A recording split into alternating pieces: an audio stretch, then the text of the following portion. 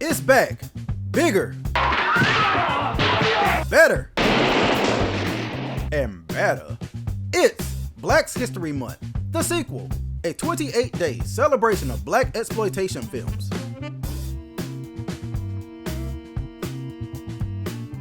If you could only watch one movie from this year's Black History Month, I recommend it be Truck Turner, because it is easily the best movie that I've covered so far this year, and possibly the best all around.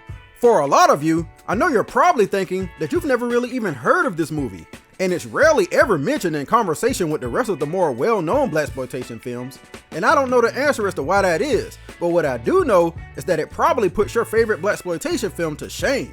Truck Turner was originally written for 4 white actors, but when every single one of them turned the project down, the studio, American International again, decided to turn it into a blaxploitation film with black actors. You can't really call that a risk during this time period, since this was at the height of the era and the films were making stupid money. But what was a risk was casting singer and occasional actor Isaac Hayes in the lead role. I say occasional, but what I really mean is he had only done one non-leading movie role before this. I guess he said, "I'm tired of singing songs making y'all super Negroes sound like badasses. I want in on the action." And who would have thought that Isaac Hayes would be such a natural at the part that he completely shatters what we expect from the archetype. Truck Turner is about a pair of bounty hunters, one named Truck, played by Hayes, and another named Jerry, played by Alan Weeks. They get by doing jobs for Nate the Bail Bondsman, played by blaxploitation veteran Sam Laws, and their chemistry together is the highlight of the early part of the film.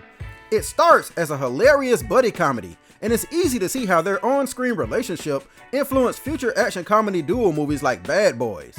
Their back and forth jokes had me laughing out loud because it comes across like these two aren't just friends in a movie, but have been friends for their whole lives. Behind the comedy though, Truck is not the type of man you want to mess with.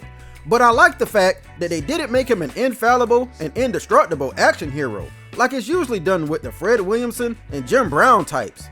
Truck is down bad and lives in a filthy apartment with a cat who pees all over the place. Plus he's kinda broke, and on top of that, his girlfriend is in jail. You can never say Truck Turner didn't hold his woman down. He does, however, retain the luxury of being a ladies' man, as evidenced by this running joke of women reacting every time he enters a room. Oh my God! Hot round Congo black. Fine black. Oh, check out that big piece of chocolate cake! So what makes Truck Turner so good? To me, it's not just because of the well-written, witty, and clever dialogue of the first half of the movie, or even the fact that it has a star-studded cast, which includes several blaxploitation mainstays. For me, it's because the movie does a massive tonal shift halfway into its runtime and unexpectedly becomes an even better movie. Truck and Jerry get a bounty to track down a pimp named Gator, and long story short, it ends with Truck having to kill Gator. Hey, when it says dead or alive, it means it. Because of this, Gator's business partner and number one girl vows revenge against Truck and Jerry, and in an ironic twist, there's a bounty put on their heads. I feel like this movie is all about ironic twists. Gator's number one girl, Dorinda, is played by Nichelle Nichols of Star Trek fame, and where you're probably used to her being a somewhat positive character, here she kills it as an evil, scheming woman scorned. The way she comes down on Gator's girls is just so unexpected of her. All you whores sit down, I want to talk to you. Anybody thinking about leaving here is going to find my left foot square up their ass. Do you understand it? You ain't going nowhere, you simple-minded little black bitch. I know what all you whores are saying. Then there's Yaphet Kotto, who shows up as a rival crime boss named Blue. I just got done talking about him being a goody two-shoes in Across 110th Street. But here, less than 2 years later, he's a stoic and menacing crime lord who works with Dorinda to plot Truck's demise. It is kind of funny watching Truck Turner try to go about his business and live his life like people aren't trying to kill him at every turn.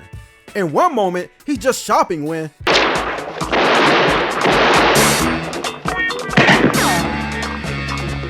and then he's just trying to feed the cat when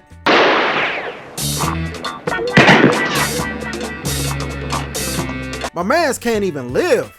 It's impressive that a movie can seamlessly transition from buddy comedy to serious action without even missing a beat. And it's just something that I definitely didn't expect from a first-time lead actor who was pulling double duty, since Hayes did the soundtrack also. Who knows why Truck Turner has been somewhat overshadowed? It could be because it was showed as a double feature with Foxy Brown back in 1974, and maybe by the time that movie was over with, people just weren't into watching Truck Turner. Whatever the reason, I'm glad to see that it's enjoyed somewhat of a rediscovery over the years, and it's getting the appreciation it deserves.